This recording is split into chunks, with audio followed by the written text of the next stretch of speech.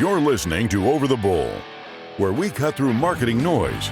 Here's your host, Ken Carroll.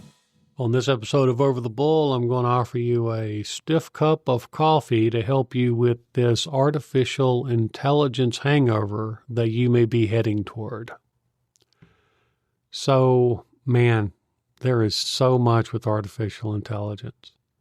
You know, it's something that is making a major impact in the world. And, you know, I could go on about what affluent people are saying about the power of artificial intelligence and the sentiency of artificial intelligence and all that.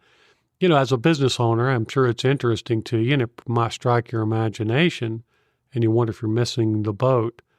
But keep in mind, at its very core, we don't know a lot. I mean, especially when we start talking about sentiency and consciousness and these concepts. I mean, the very definition eludes mankind. And so when you hear people say this thing, it's kind of like it's some kind of mesh between some sci-fi movie and reality, where people are so excited and so over the moon on this thing that they're over exaggerating exactly what it can do and what it can't do. And as the technology is being evolved and the innovators are coming out, they're creating models that are supposedly going to revolutionize the world. And I'm not saying AI is not going to revolutionize the world, and I'm not telling you that it's already not doing crazy things, because it is. But I can also tell you emphatically that within the world of business, that it is disturbing to watch what I'm seeing happening. What I'm seeing happening is almost like a feeding frenzy of all these models and all these misconceptions and all these ideas that are coming out with artificial intelligence. And people are thinking that it's going to do things that it cannot do, and they've completely parked the logical part of their mind in this feeding frenzy just to try to find their piece of the success that artificial intelligence is promising. And so this is a challenge for you as the owner of a business to navigate these waters and to really understand exactly what's going on. Now, as you know, Over the Bull is predicated based on real world experiences.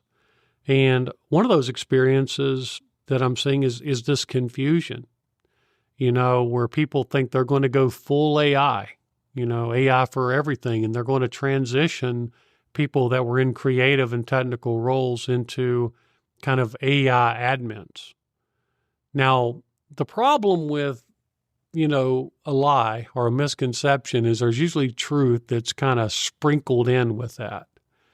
And so the idea is the truth is usually somewhere between those 2 points. And in this case, it absolutely is between those 2 points, because we use artificial intelligence all the time at our agency. We just try to apply it where it needs to be applied, but not in other places. So I want to start a little bit with the thought experiment. Now, this is actually a thought experiment that began when Meta started announcing their full AI goals that they were going to try to achieve, I think by the end of either this year or sometime before 2028, I think. And so the idea is that businesses, they're thinking about going full AI. Now, let's really think about that. Let's take 50,000 businesses, and let's say they all go full artificial intelligence. They try to make agents. They're customizing their voice. They're trying to build all this stuff out. And they've gone full on board with everything from creative all the way down. And I'm seeing this where people think that that's going to happen. Now, let's hit the pause button right there, and let's assume we have 50,000 businesses that are doing that. Now, why are they doing it first? What's the purpose? Now, a lot of the purpose in regards to marketing is gaining visibility. More visibility, more content, more whatever. But now let's look at what Google wants. Google and other we'll call them search engines for lack of a better word. We can use LLMs or whatever, but at their core, they're search engines. And what they want to do is serve up the best results when somebody's looking for something. That's their whole business model, to be an effective tool to find answers. So, if 50,000 businesses are producing generic content and they're all trying to like sculpt in a voice and do all these other things, then essentially all of these businesses are working counterintuitively to what Google and others want. You see, they're not actually working with them. They're trying to almost fool them. Okay, so that's the second person in the game. You're the business, one of the 50,000. Number two are search engines trying to find the best results. And then we have the third person who's playing the game. And those are the people who are looking for stuff. Now, first, and I don't know about you, but if I go to a search engine and I start looking for stuff and I see a bunch of junk AI generic stuff that pops up, I'm going to leave the search engine and go somewhere else. Now, people like Google understand that, or companies like Google understand that. So they don't want those results to come up. But if they do come up, and even if I click on them, you're going to lose my interest real quick. Now, we all know this because every one of us who actually encounters artificial intelligence on those levels, we resist it. We don't want it. But for some reason, we think it's different when we're doing with our company and other people are looking sometimes. And it's very odd that that connection's not being made between the two. So then what happens is well, let's look at mid to early last year when YouTube was, which is part of Google, they devalued AI content. Now, why did they do that? Because people didn't want it. It clogged up their search results. It was showing things that were basically just goofy. They weren't connected to reality. And so they demonetized it because they needed to get something under control. So as I read last year, there was a lot of content out there talking about, they use some real rough words, regurgitation, things like that to describe the type of content that's coming up on search engines. Now, there's one thing that we know. Any of us who've worked with search engines for any period of time know this. They have rules, and then people try to break those rules and shortcut those rules. Then search engines react to those rules by creating penalties, by creating different standards. And then the game is trying to be they try to break the game again, try to hack it, try to shortcut it. And then it happens again, and then we rinse, lather, and repeat. So this is really nothing new. It's just that the tools have gotten more sophisticated in the process. And so now what's going to happen? Okay, so we got our three parties. People looking for stuff who are trying to find something relevant. The search engines that are trying to serve up something relevant. And then you got the businesses that are trying to gain visibility, and a lot of them are trying to game the system with AI content. So what kind of content should come to the top? They've already told you this. Human content, human written content. We're going to talk about that. Human created, human touched content is what is going to make the difference. We've already established that AI hates AI content. It doesn't want it.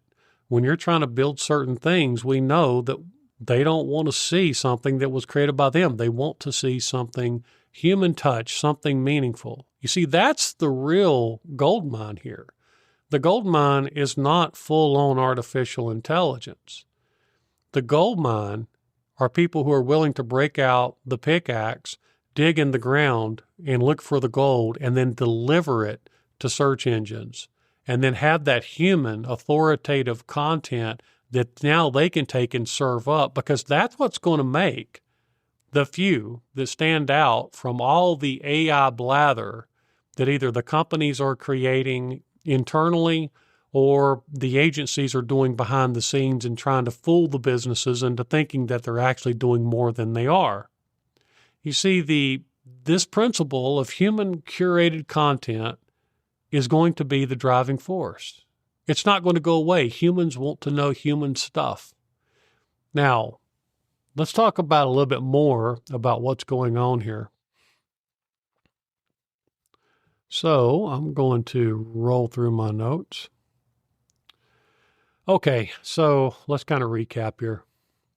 Businesses are chasing these AI website builders, blog factories, social content, SEO automation, and the agents. We know that. Just like we know that years ago, these do-it-yourself website builder programs sat out there and promised that you would not need a designer. You could pick a template, add your content, and get found. They're still peddling that. And they're making all the money, and the businesses that are operating on those platforms are making very little. That's why you see a very, very small percentage of a small percentage of a small percentage that have success on those platforms. It's not because it's overwhelmingly successful. It's because even a blind squirrel can find a nut. Now, that's the hard reality of what we're facing here. Okay, so what they're hearing with all this AI stuff is that you can basically replace your agency with it. Absolutely not true. Okay, we've already run a test all of 2025.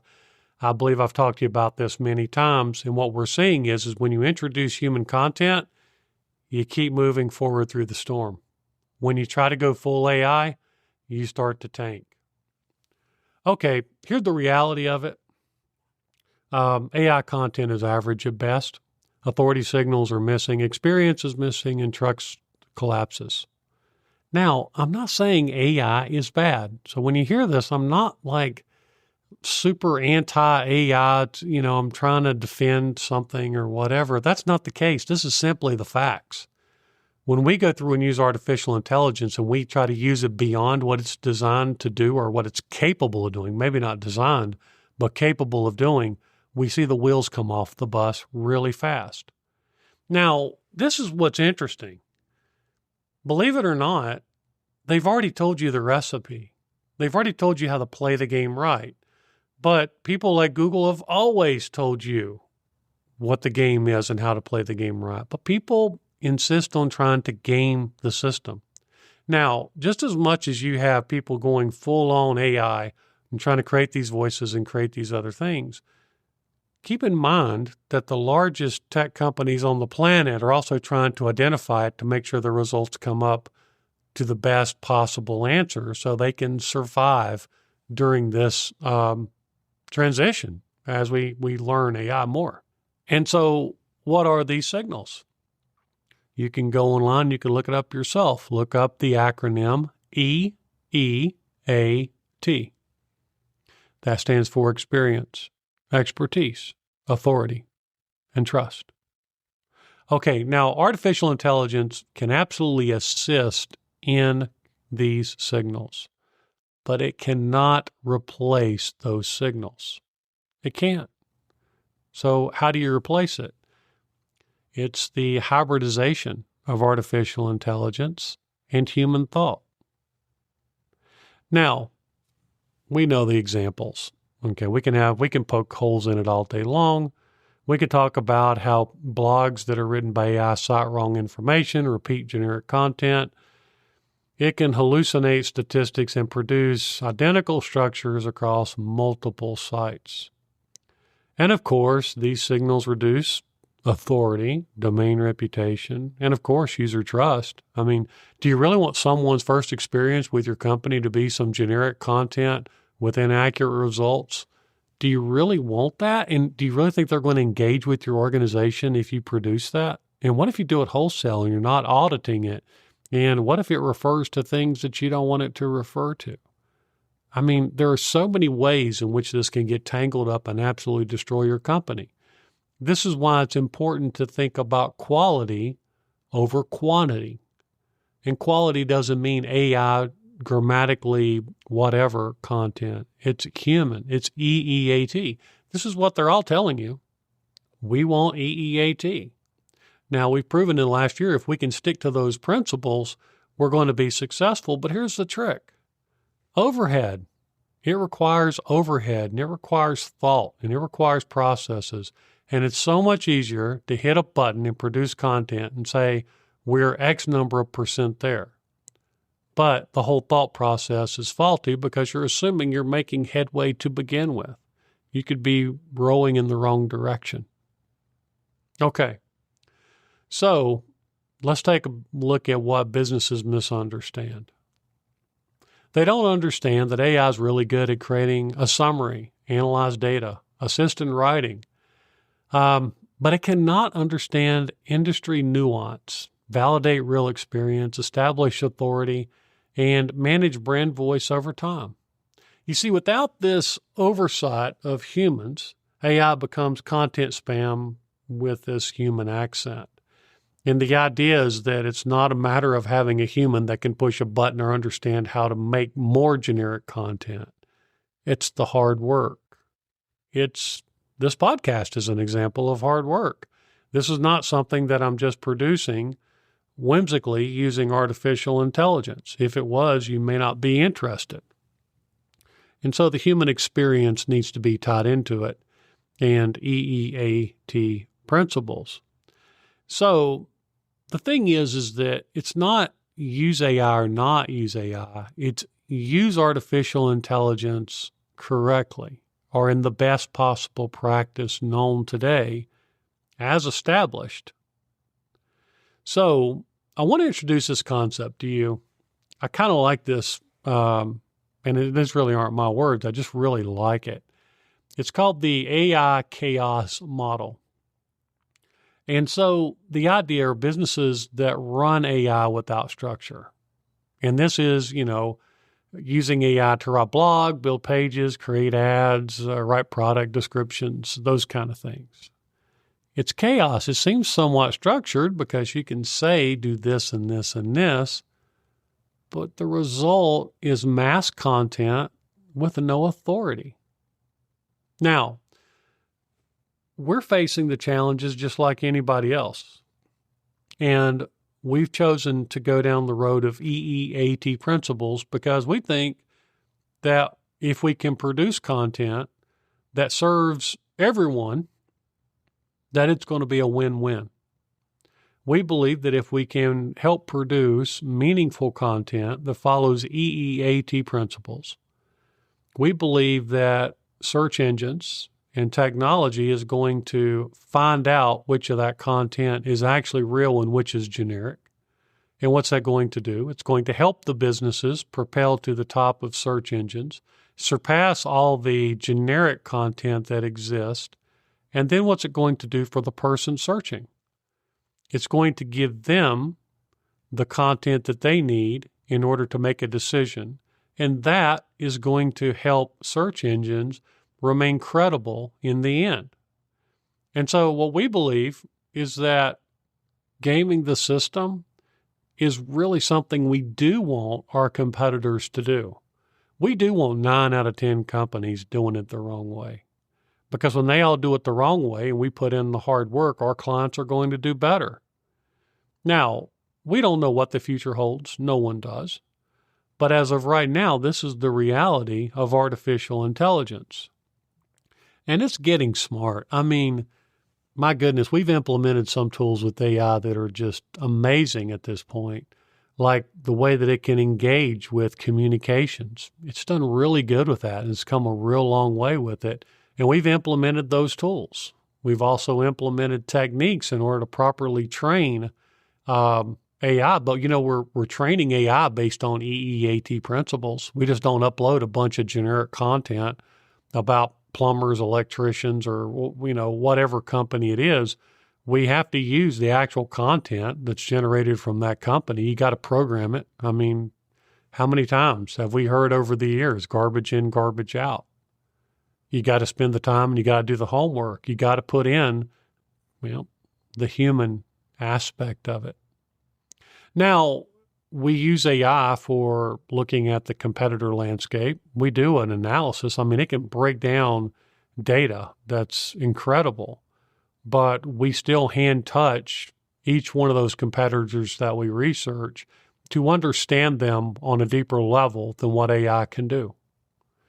Keyword intelligence is great, but understanding the nuances between the data is just as important. You see, there's human and there's AI.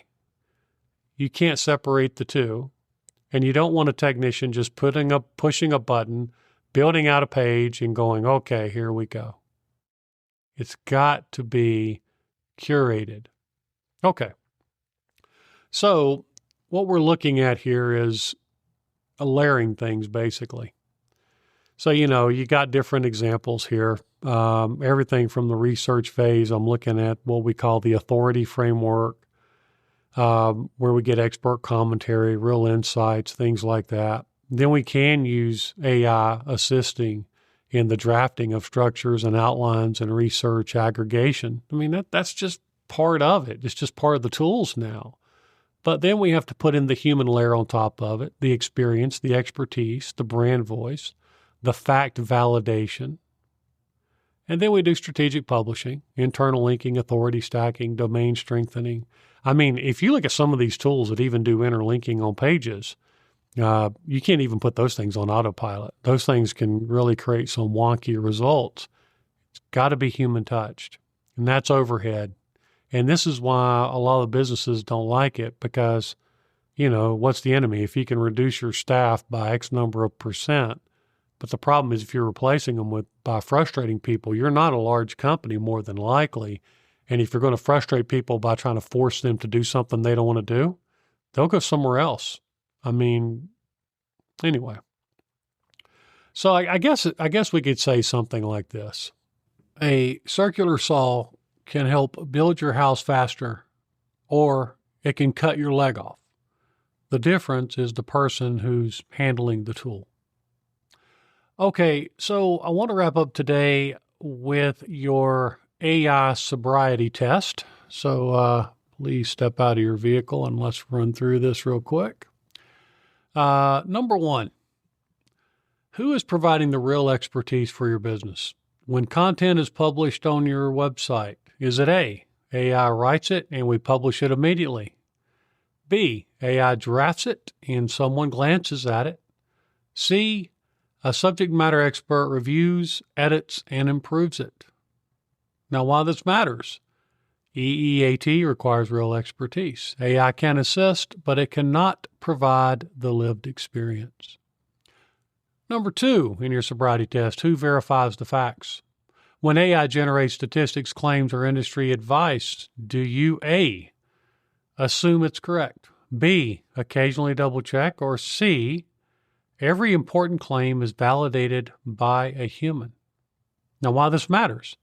AI hallucinations are real. Publishing incorrect information damages trust and authority. Number three, does your content sound like you? If someone reads your blog or website, or dare say even listens to your podcast, does it sound like generic internet writing? Sometimes it sounds like your brand, or it clearly reflects your experience, your voice, and your perspective. Why it matters? Brand voice and experience are part of authority. AI tends to produce average content unless it's guided carefully. And yes, there are some tools that help with that. Number four, are you building authority or just producing volume? Your AI strategy focuses on A, publishing as much content as possible. B, publishing regularly, but with some review. Or C, creating strategic content that builds authority over time. Why this matters? Search engines reward topical authority, not just content volume. Is AI assisting strategy or is it replacing your strategy? So this is number 5 on your AI sobriety test. So how is AI used in your business? Is it doing most of your marketing work? It helps speed up some tasks, or AI supports a clear strategy led by humans? Why it matters? AI is a tool. It's not a strategy. Okay, so here's the test. If you got mostly A's, you're pretty drunk. You're letting automation drive decisions that should be guided by expertise and strategy. Mostly B's, you're kind of buzzed. AI is helping, but there is still a risk of losing authority and credibility. If you're mostly C's, you are disciplined and on target for success. AI is being used as an accelerator, not a replacement for expertise. So there would be the closing line on how you can test your sobriety level or not. So AI is one of the most powerful tools businesses have ever had. But like any powerful tool, it can either build something incredible or create an absolute mess. The difference is whether AI is assisting your expertise or replacing it. Okay, so true story. I've never done anything where I actually equate drunkenness with work or anything that I do. So this is a first for me. So hopefully I used the terminology appropriately and all that fits into place. Anyway, guys, I really do hope that this helps you put artificial intelligence in its proper perspective and, spend the overhead or work with agencies that are dedicated to EEAT. In the end, as of right now, it is absolutely the safest and best approach to harmonize both. Until next time, this is Ken with Over the Bull. To your success. Thanks for tuning in to Over the Bull, brought to you by Integris Design, a full-service design and marketing agency out of Asheville, North Carolina. Until next time.